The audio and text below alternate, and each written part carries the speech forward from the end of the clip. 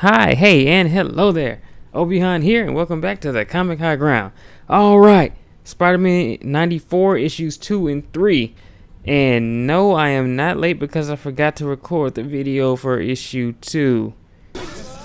Are you sure about that? Okay, yeah, I forgot. Move this man!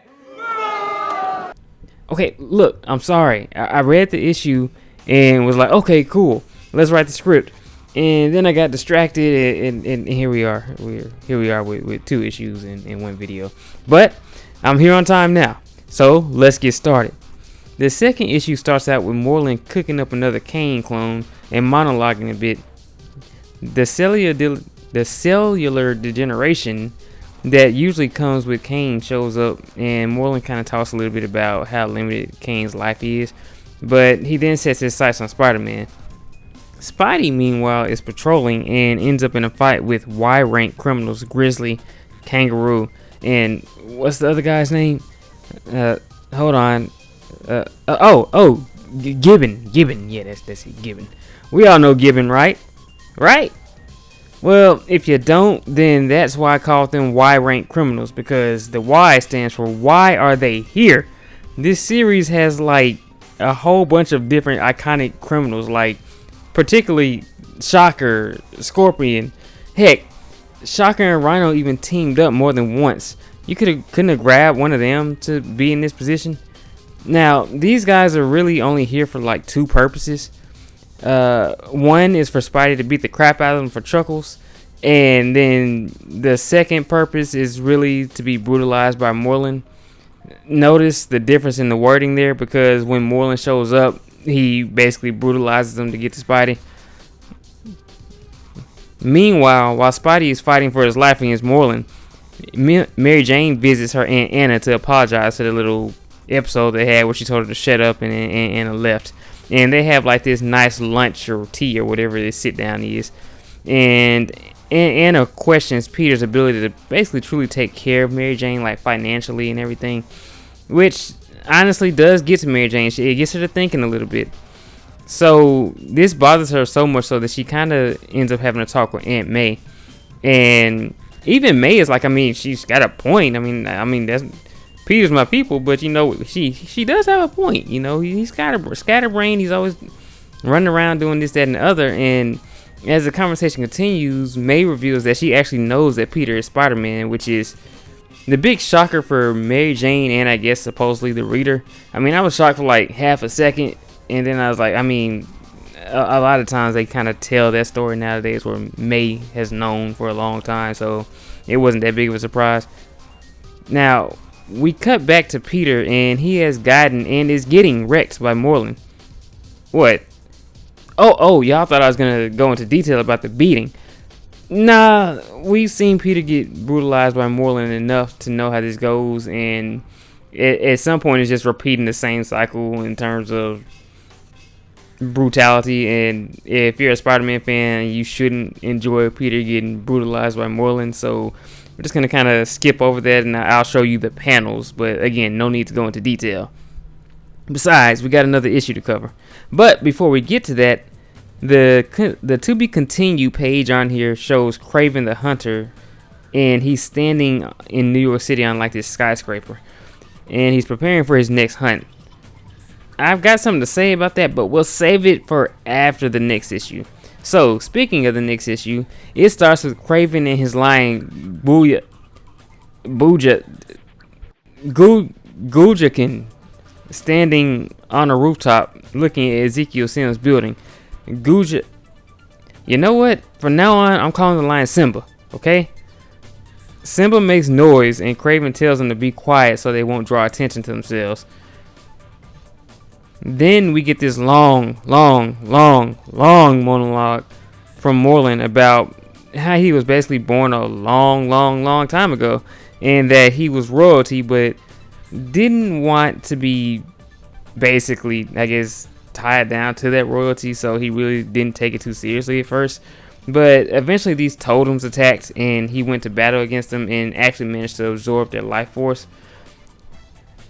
This tale of his is actually a very philosophical story, and it's really because Morlun's whole purpose isn't really to feed on totems just for jollies like it usually is. He actually in his own way wants to make the world better. So we also find out during this monologue that he had started the company. He basically served as his own descendants, changing his name every time, and now his name is Ezekiel. Big change from the original story, right? Side note, if you all would like to see me cover the original Morlun run, let me know below. Edit and open behind here. Alright, my audio kind of chopped up a little bit right there, so basically what I said was that Morlun was monologuing to Peter and he has him in his lair. So that's a little bit more clear for you all to hear. Now, back to the video. But Peter basically tells him that he has no right to say that his own life is more important than those that he's taken. And Morlun really isn't hearing him. He shoots web out of his mouth and traps Peter in a cocoon, which, by the way, Peter does definitely see the irony in. And then he leaves and tells Peter that he has a meeting, but it's like, look, I'm gonna come back from my meal. Like, just sit there, sit tight. And one of the things to also take note of is that one of the reasons Morlun wants Peter is that he literally says that absorbing Peter will let him live for another like 100 to 200 years. So that's how important Peter's life force is for him. And at this point, Morlun is looking at it in terms of, I need to live so I can make the world a better place. So, I mean, Spider-Man, you've done some good. I followed your exploits, but your good doesn't outweigh the good that I'm trying to do, so you gotta go. And that's Morlun's mindset of the whole situation. We then see Mary Jane talking to May about her knowing about Peter knowing about Peter being Spider-Man and how long she's known. They have like a good talk, and May basically says that she's chosen not to tell Peter because she knows it'll kind of bother him and he'll be worried about her while he's out doing things, because he'll know that she knows that he's Spider-Man and then she'll be stressed and everything. So she just kind of plays dumb. And that's all there is to that conversation, honestly. The Mary Jane and May thing is just kind of like a nice little quick little. It's not really that important. We can go ahead and cut back to Peter. And he's drugged, so he's all groggy and stuff in the cocoon. He's kind of passing out. And he's all loopy and everything. And then Kane shows up trying to figure out what makes Peter so special. He then touches the cocoon and gets like this "That's So Raven" vision attack that shows him memories of MJ, and he's immediately confused and leaves. Eventually, Peter's able to muscle his way out of the web, knowing that he can't give up because he and MJ have been through too much to get back together. One could even say it felt like 20 plus years for them to get back together. So he can't give up now. He makes his way through the lab and comes across this crazy mashup of animals or creatures or something that Morlun has created, and it beats the crap out of Spidey, who already was weakened and beaten as it was. And at this point, Spidey is like, yeah, I'm out of energy, I'm beat up, I can't win this fight. I'm away the web flag, man. I can't. I'm sorry, Mary Jane. I'm not Wolverine. I can't heal instantly from stuff. So like I'm beat. So we then cut to MJ, who's been visited by Kane, and he was like, "Why do I love you?" That's basically it. I mean, he kind of screamed that at her. Then back at Peter's predicament, he finds himself suddenly saved by Kraven, who spears the monster. Kraven mentions that this is his final hunt, and then there's like this blood splash panel, basically meant to indicate that he attacked Peter. However, I'm calling cap.